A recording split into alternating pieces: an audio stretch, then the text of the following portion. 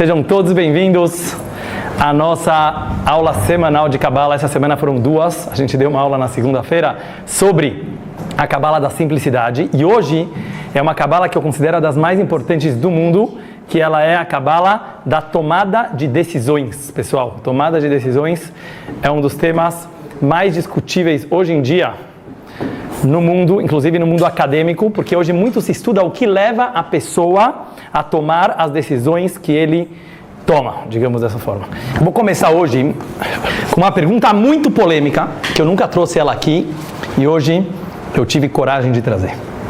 O tal do papo de povo escolhido. Vamos falar aberto.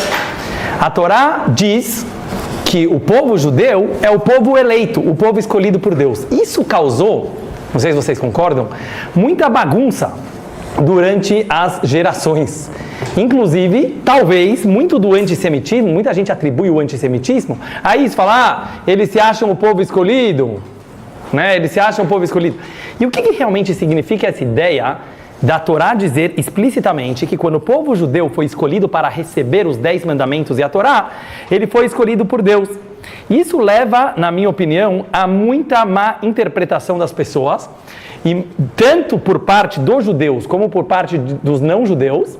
Infelizmente, muitas perseguições e muitas catástrofes, podemos dizer, poderiam ser evitadas se não tivesse acontecido isso. Então, a minha primeira pergunta da nossa aula de hoje é a seguinte: por que Deus, de acordo com a Torá, precisava escolher um povo? Ele não podia escolher toda a humanidade? Ele não podia ter dado a Torá para todos os povos? Pessoal, é uma pergunta muito forte. Vocês nunca se perguntaram? Se a gente acredita que o judaísmo é verdadeiro, por que ele foi dado para 0,001 da humanidade? Os chineses nem sabem o que é isso. Os japoneses nem sabem o que é isso. É uma pergunta muito forte. Da onde vem essa história? Quer dizer, por que Deus, de acordo com a Torá, quis que houvesse esse conceito de povo escolhido? É uma boa pergunta ou não é uma boa pergunta? Para entender isso, eu vou fazer mais uma pergunta. Logo no início da Bíblia, no início da Torá, a Torá nos conta explicitamente como Deus criou o mundo. Alguém sabe aqui como Deus criou o mundo? Tinha pó de pirim-pim-pim? Da onde Deus fez aparecer o mundo do nada? Harry Potter? O que vocês acham? Diz a Torá muito claro, com palavras. Deus falou, de onde vem abracadabra? Veio de Deus.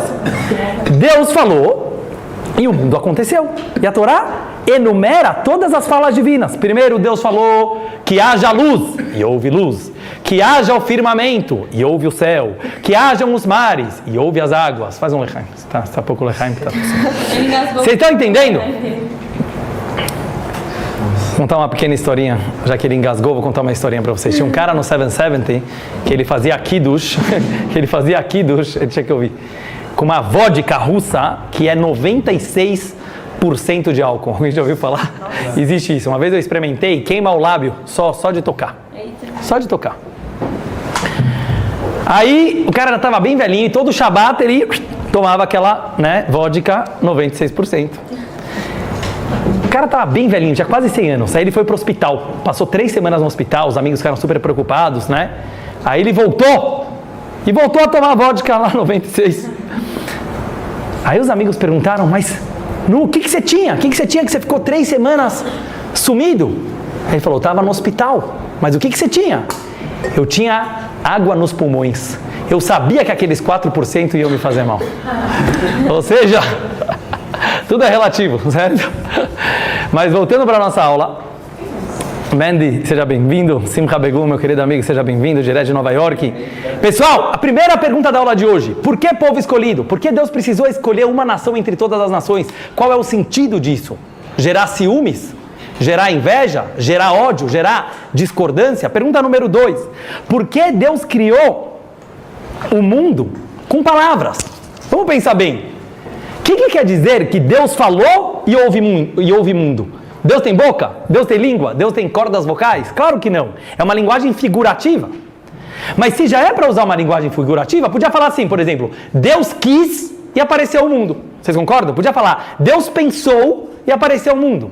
Por que está escrito Deus falou e apareceu o mundo? Então essas são as minhas duas perguntas da aula de hoje. E baseado nisso, eu quero entrar hoje com vocês, um pouco de continuação da nossa última aula, que a gente falou sobre a simplicidade que aparentemente o nosso mundo esqueceu. Só que às vezes a simplicidade é muito mais inteligente do que a análise e a complexidade. Foi isso que nós falamos na aula de segunda-feira. E hoje eu queria me aprofundar um pouco mais nesse assunto. Lechaim a todos que chegaram agora. Uma vez o Rebbe falou, no começo de uma reunião hassídica, o seguinte: bem-vindos a todos que estão aqui, bem-vindos a todos que não puderam vir, e bem-vindos a todos que estão aqui, mas ainda não chegaram. Tem gente que está aqui, mas ainda não chegou, então que possam chegar, porque estar não é apenas fisicamente, a gente tem que estar mentalmente, foco, e a gente vai entrar agora no tema. Pessoal, prestem bem atenção. Eu vou entrar agora num assunto também polêmico. Não sei se vocês sabem, Freud, o pai da psicanálise, ele teve muitos anos de estudo sobre a humanidade. Temos psicólogos aqui na mesa. E ele realmente estudou bastante. E ele conversou, entrevistou milhares de pessoas para fazer os estudos dele. Eu não sei se vocês sabem, depois de 30 anos de estudo e de entrevistas, o Freud falou assim: eu não sei o que as mulheres querem. Vocês sabem disso? Vocês podem procurar? O Freud falou: eu não sei o que as mulheres querem. Eu ainda não consegui descobrir. E hoje, baseado em livros de Hassidut, eu não estou falando agora a minha opinião, eu vou falar o que as mulheres querem. E não só as mulheres. Os homens também, de acordo com a Kabbalah, todos nós temos um aspecto masculino e feminino, tanto os homens como as mulheres. O nosso aspecto feminino, que nós vamos estudar ele hoje, nós vamos ver o que o judaísmo diz, o que a Kabbalah diz que nem Freud sabia, apesar que ele era judeu também. Muita gente pensa que a pessoa quer amor. Amor.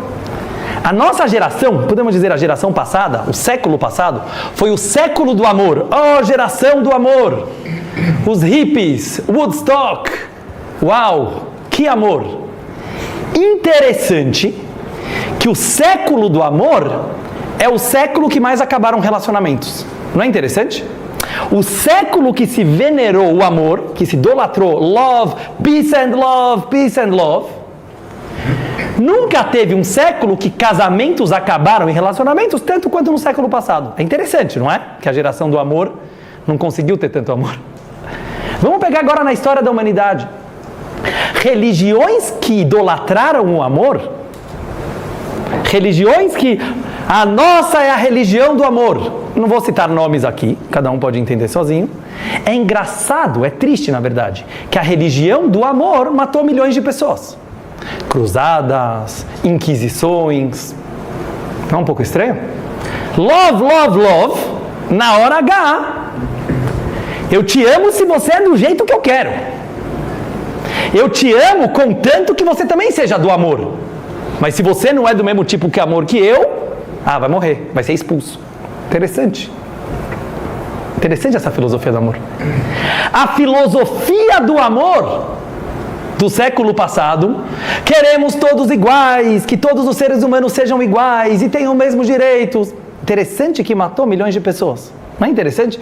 Todo mundo que pregou o amor não deu amor. Por quê? Por que será? Sabe por quê? Porque quando a gente idolatra alguma coisa, a gente mata aquela coisa. O que é idolatrar?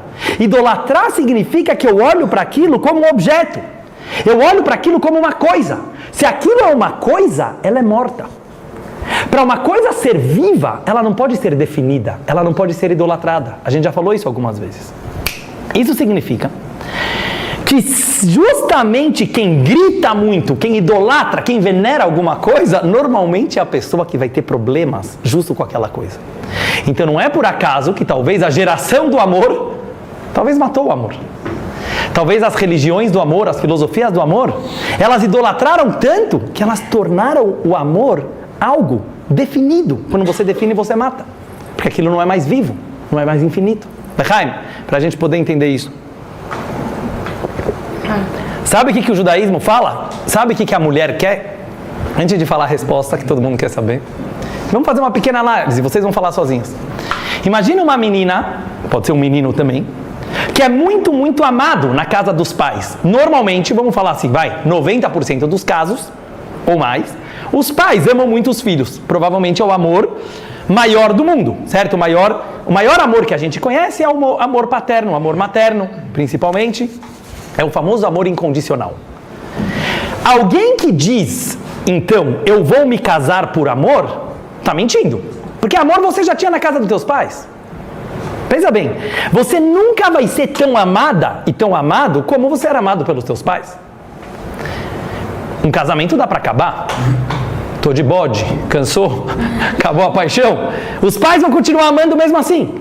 Então é mentira que alguém sai de casa para o amor. Quem achou isso, errou. Quem achou isso, mentiu. Vocês concordam? Ou seja, uma pessoa que é muito amada nas casas dos pais, se ela quer amor, continua lá, que você vai continuar tendo bastante amor. Vem a Kabbalah e fala uma coisa fenomenal. O ser humano não busca o amor na vida, não idolatre o amor. Sabe o que a mulher quer? Ela quer ser desejada, ela quer ser escolhida. É uma coisa que às vezes é um tabu, principalmente nos meios religiosos a gente tem medo de falar, mas vamos analisar. Todos nós, homens e mulheres, desde que a gente nasce, a gente busca ser escolhido, porque quem te ama já te ama. Você não busca o amor acontece, o amor é natural. Você não pode forçar alguém a amar. Ah, mas eu te amo tanto, por que você não me ama? Porque eu não te amo, ou que eu te amo, ou que eu não te amo. Não dá para você exigir amor, não dá para exigir reciprocidade. Lógico que dói se você ama alguém e você não é amado, mas não dá para exigir amor. Então o amor não busca. Sabe o que a gente busca? A gente busca ser escolhido. Vamos procurar. Todo mundo que é criança na escola, você vai lá jogar futebol no recreio, o que você quer? Quero ser escolhido. Eu quero ser escolhido rápido, para não parecer que eu sou o pior jogador da classe, certo? Então todos os meninos sabem disso. Lembra da tua infância? O que você queria? Eu quero ser escolhido. Deus nos livre eu ser escolhido por último, certo? Toda a classe vai descobrir que eu sou o pior da classe. Todo mundo lembra disso. Você está na escola, você quer morar, a professora, em hebraico a gente fala morar. Eu quero ser o Abba, eu quero ser a Ima, eu quero ser o pai do Kabbalat Shabbat, a mãe. Todo mundo quer ser escolhido. Pode prestar atenção. Agora vem uma coisa interessante. Você quer ser escolhido não pelo teu pai e pela tua mãe. É bom também. Mas, por exemplo, a menina chega em casa e a mãe dela fala: filha, você tá linda, você é a mais linda da tua classe. O que a filha fala? Tá bom, mãe. Valeu. Beleza. Eu sou tua filha, claro que você me acha a mais bonita da classe. Eu quero que aquele cara da minha classe fale isso pra mim, certo? Eu quero que aquele menino, popstar da escola, eu queria que ele, mas aquele cara nem gosta de você. Ele não te ama. É por isso mesmo. Olha que interessante. A gente quer que o estranho nos valorize. A gente quer, vocês concordam com isso que eu estou falando até agora? É interessante que a gente quer ser valorizado a vida inteira. No ambiente de trabalho, nos amigos, no namorado, na namorada. Você quer sentir que alguém te deseja. Agora vamos voltar para o motivo que alguém sai de casa. O motivo que a mulher e o homem também saem de casa é para ser escolhido por alguém. Você quer que alguém, entre todas as pessoas do mundo, fala: It's you, certo? É você. Achei minha cara gêmea, achei minha alma metade. Mas isso não é grátis. Amor é natural. Os pais continuam amando. Você pode até pisar na bola, você pode fazer coisa errada, teus pais continuam te amando. Agora, ser escolhido, você precisa ser escolhido todos os dias. E por isso qualquer relacionamento, eu não sou um expert de relacionamentos, não estou tentando ser um terapeuta de casais, eu só estou falando aquilo que nós vemos lá fora, por favor, e aquilo que nós lemos nos livros. Então vem o judaísmo e fala: nós não somos a religião do amor, nós somos o povo escolhido. Vamos tentar entender o que quer dizer isso. Nós somos a religião da escolha. O que significa ser escolhido? Eu vou contar uma pequena história para vocês, que eu já contei. algumas vezes, e eu gostaria de me aprofundar mais nela. Lechaim a todos. Uma vez, um jovem chegou para o Rebbe de Lubavitch, eu já contei uma vez para vocês, ele perguntou aonde está Deus, e Deus falou para ele, e o Rebbe falou para ele, Deus está em todo lugar. Mas aonde, Rebbe? Em tudo, nas árvores, nas plantas, nas pedras. Ele falou, não, Rebbe, eu estou falando sério. Daí ele falou, se você está falando sério, Deus está aí, no teu coração. Ele sentiu muito forte a presença de Hashem no coração dele, naquela hora. Muito forte. Aí ele perguntou a pergunta que eu quero mostrar para vocês. Ele falou, Rebbe, mas se o judaísmo é verdade, por que ele não foi dado para todo mundo? Por que nós somos o povo escolhido? Era um judeu que estava muito incomodado com essa posição de povo escolhido. Ele falou, Rebbe, por que não é para todo mundo? Sabe o que o Rebbe respondeu para ele? E o Rebbe não é politicamente correto. O Rebbe não falou isso para ele ficar feliz. O Rebbe falou para ele o seguinte, nós fomos escolhidos para receber os 10 mandamentos no Monte Sinai e trazer essa luz para os povos. Os chineses foram escolhidos para outra missão. Os africanos foram escolhidos para outra missão. Os indianos foram escolhidos para outra missão. Ser escolhido não é excluir os outros. Pessoal, presta bem atenção. Se achar o povo escolhido não é uma supremacia. Não é uma superioridade. Oh, legal, nós somos os melhores do mundo. Não é isso que a Torá está falando. A Torá está falando, sim, você foi escolhido pela professora para fazer essa lição de casa. Deus nos escolheu para uma missão muito importante. Mas cada pessoa é escolhida para alguma coisa. Cada nação, cada pessoa, cada criatura. Então, qual é a maior mensagem que o povo judeu veio trazer para o mundo? Que nós somos escolhidos e ninguém mais é? Não! A mensagem que o povo judeu veio trazer para o mundo é queira ser escolhido. E agora vamos tentar entender o que significa uma escolha. Estamos hoje em dia, pessoal, numa geração, eu não sei se vocês concordam, se vocês percebem, mas eu, que já sou velhinho, eu vivi numa geração pré-internet. E vocês talvez não sabem, quem era do século, do milênio passado sabe isso que eu vou falar agora. Quem nasceu no... Lechaim a todos. Fala uma coisa interessantíssima. Existia algo que era o seguinte: eu gosto desse chocolate, então eu vou no supermercado e eu compro aquele chocolate que eu sonhei a semana toda. É um prazer, porque eu queria aquele chocolate. Eu gosto daquela casa de campo, eu ia naquela casa de campo que eu gosto. Hoje, chega no feriado, onde eu vou no feriado? 10 opções. Vou no supermercado, 250 marcas de chocolate. As pessoas estão perdendo o dom da tomada de decisões, de escolha. Aí sabe o que a pessoa faz?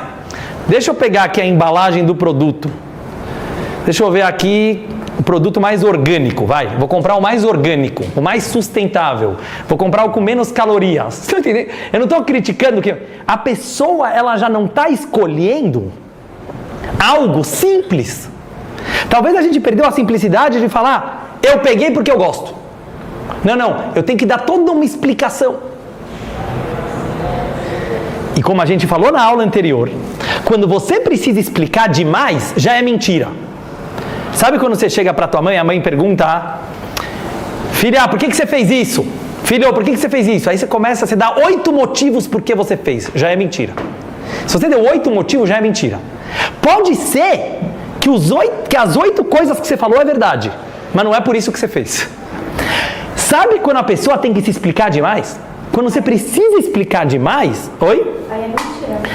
Não é a tua verdade, não é o verdadeiro motivo. Às vezes você tem que falar, eu fiz porque eu estava afim, errei, acertei.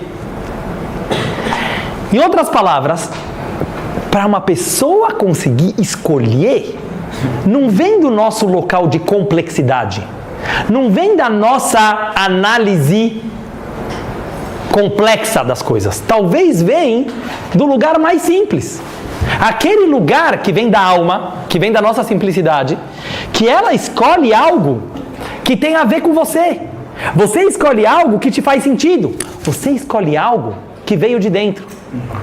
Talvez a gente está perdendo a capacidade no nosso mundo. Tem tanta variedade, tem tanta diversidade, e a gente analisa e compara o que é melhor, o que é pior. No final, mesmo quando você toma uma decisão, que decisão que você está tomando?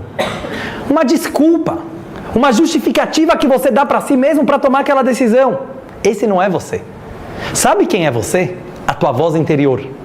Você tem um lugar simples e banal, que é a tua essência.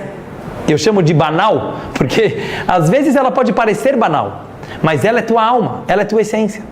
Ela não tem explicações, ela não tem justificativas, mas ela sabe exatamente a decisão que você precisa tomar. Com isso eu queria entrar, pessoal, numa questão muito interessante, muito importante, que é o livre-arbítrio. Hoje se questiona muito, será que o ser humano realmente tem livre-arbítrio? Lechaim. Será que o ser humano tem livre-arbítrio? Ou será que nós somos máquinas programadas com DNA, com a sociedade nos influenciando, astrologia? No final, talvez você não é ninguém que toma a decisão. Posso falar com a resposta? Se você pensar demais, se você é frio e calculista demais, realmente as tuas decisões não são tuas decisões. Porque no final das contas, quem que está pensando? Aquela máquina que ela sofreu um monte de lavagem cerebral pela sociedade, pela educação que você teve, pelas informações todas que você teve, pela tua natureza. Então, quando você vai lá e faz um raciocínio e você toma alguma decisão só baseada na tua experiência, é uma coisa tão pobre. A gente falou isso aqui na última aula. Por quê? Quanto você já consegue analisar? Quanto você consegue comparar? Então você acaba dando uma desculpa para si mesmo para tomar uma certa decisão. Da onde viria um outro tipo de decisão? Então vem o Rebbe e fala uma coisa fenomenal. Sabe o que é livre-arbítrio? Deixa as tuas decisões virem de dentro. Seja mais leve. Deixa as tuas decisões virem da tua alma, de um lugar que não analisa tanto, de um lugar que não compara tanto, de um lugar que não raciocina tanto, porque esse vai ser mais você do que esse você que você acha que é você. Não sei se vocês entenderam isso que eu falei, mas é mais ou menos isso. Ou seja, e aí o Rebbe vem e fala uma coisa incrível. Ele traduz livre-arbítrio, ele fala, sabe como você fala livre-arbítrio em hebraico? Bechirah Hofshit. A tradução de Bechirah Hofshit quer dizer, literalmente, livre de escolha. Sabe quem é o verdadeiro cara que sabe escolher? É uma pessoa que ela percebe que a escolha é algo tão natural, é tão inato, é tão intrínseco à tua natureza, que é quase que você não está escolhendo. Então qual que é a verdadeira escolha? Aquela escolha natural. Aquela escolha que você fala, eu sei que é isso que eu preciso fazer. Como que eu chego nessa situação? Como que eu chego num estado de conseguir fazer escolhas, não para provar nada para ninguém, não para justificar nada para ninguém, não para querer influenciar e impressionar as outras pessoas, uma escolha pela escolha. Então vem o judaísmo e fala, agora vocês vão entender, vocês são o povo escolhido. Fala a Hassidut, presta bem atenção que a gente vai falar agora e daqui a pouco a gente vai finalizar, mas eu quero que vocês entendam muito bem essa nekuda, esse ponto, Lechaim. Sabe por que Deus falou para o povo judeu, vocês são o povo escolhido? Porque vocês são o povo da escolha. Vocês são aquele que vão entender que a única coisa real que um ser humano pode fazer na vida são escolhas e você bancar a escolha que você fez. Agora eu vou para o próximo ponto. Por exemplo, vamos dizer que eu escolhi um certo caminho. Vamos dizer que eu escolhi uma pessoa para namorar, para casar. Aquela pessoa é perfeita? Óbvio que não. Aquela pessoa vai enjoar? Óbvio que sim. Aquela pessoa vai ter altos e baixos? Óbvio que não. Vamos nos enganar, certo? Não existe status, a vida inteira estática. Não, a vida se mexe. Então por que eu vou continuar sempre com aquela pessoa ou com aquela escolha que eu fiz? Pelo amor? Não. O amor às vezes baixa. O amor às vezes cai. O amor tem altos e baixos. Sabe por que eu vou continuar? Pela escolha que eu fiz. Porque a única coisa que um homem tem na vida é a sua palavra. Eu vou repetir isso. Eu ouvi de um mestre meu e eu refleti muito nessa frase. A única coisa que um homem, uma mulher, um ser humano tem na vida é a sua palavra. Presta bem atenção. Dinheiro vai e vem. Amigos, às vezes, também vão e vêm. Muitas situações vão e vêm. Sabe qual é a única coisa que você tem? A tua promessa, a tua palavra. Falei, eu vou bancar. Essa é uma pessoa fiel. Essa é uma pessoa de fé. Essa é uma pessoa confiável. Quem decide se você vai bancar a tua palavra ou não? Você. Por isso disse o Talmud. Uma pessoa prefere uma porção que pertence a ele, do que 9 porções do amigo dele. Vamos tentar interpretar isso na psicologia. Quer que eu devolva? Do que 9 porções do amigo dele. O que quer dizer isso? Se eu consigo valorizar aquilo que é meu, muitos vão dizer é egoísmo. Tá bom, é egoísmo. É o egoísmo do bem. Não adianta papinho de amor. Não adianta mimimi de altruísmo. Seja egoísta, porque todos nós somos, mas seja um egoísta do bem. Sabe o que quer dizer um egoísta bom? É falar o seguinte: eu quero construir uma coisa na vida. Eu vou bancar até o fim aquilo que eu quero construir? Só depende de mim. Só depende de mim. Então vem o judaísmo e fala: nós somos a religião da escolha. A gente acredita que Deus criou o mundo com a palavra. Olha como agora faz sentido. O que quer dizer que Deus criou o mundo com palavras? Deus nos ensinou, desde o início da criação do universo, como você cria um mundo, como você cria o teu mundo. Como você cria a tua realidade com as tuas palavras. Você falou, você cumpre. Você prometeu, você faz. Não porque se você não cumprir, você está traindo o outro. Não porque se você não fizer, você está enganando os outros. Não, porque você está traindo a você mesmo. Você está se traindo. Se eu falei e eu me comprometi a fazer uma coisa e eu não faço, eu estou traindo a única coisa que eu tenho: as minhas escolhas, que são as minhas palavras. E quando a pessoa se acostuma a fazer isso, e ele vira completamente vulnerável, e ele vira completamente descartável, como o mundo de hoje gosta de ser. Fala: você está afim de fazer isso? Faça isso. Daqui 3 minutos você mudou de opinião, faça outra coisa, porque você é uma pessoa que tem muito amor próprio, e você ama tanto a si mesmo, que você segue o teu coração a cada 5 minutos. Vamos ser sinceros, pessoal, a gente muda de opinião a cada 10 minutos, a gente muda de humor a cada meia hora, a gente muda, e não tem problema. Isso é um ser humano saudável, certo? Ser humano saudável faz isso, não tem problema. Mas tem uma coisa que você pode bancar: a tua palavra, a tua escolha. E quando você aprende a investir naquilo que você escolheu, quando você aprende a bancar aquilo que você falou que ia fazer, você vai perceber um tipo de amor diferente. Você vai perceber um tipo de relacionamento diferente, que é muito mais profundo do que uma paixão passageira. Que é muito mais profundo porque ele é teu, porque está ligado com você, pertence a você. Então quando Deus veio e falou para o povo judeu: vocês são o meu povo escolhido, Hashem estava falando uma mensagem muito mais profunda. E com isso eu quero finalizar. Hashem quis dizer: povo judeu, vocês são os meus mensageiros na terra, para ensinar para toda a humanidade, para ensinar para todas as criaturas, que ninguém é igual. Tenha orgulho das tuas diferenças. Não vem com esse papinho: somos todos iguais. Claro que não somos todos iguais. Ao contrário, não existem 2 criaturas iguais. Você só tem uma opção na vida: escolher aquilo que você é, ter orgulho e felicidade daquilo que você é, ou ficar a vida inteira almejando aquilo que você não é e nunca vai ser. Essas semanas nós estamos lendo na Torá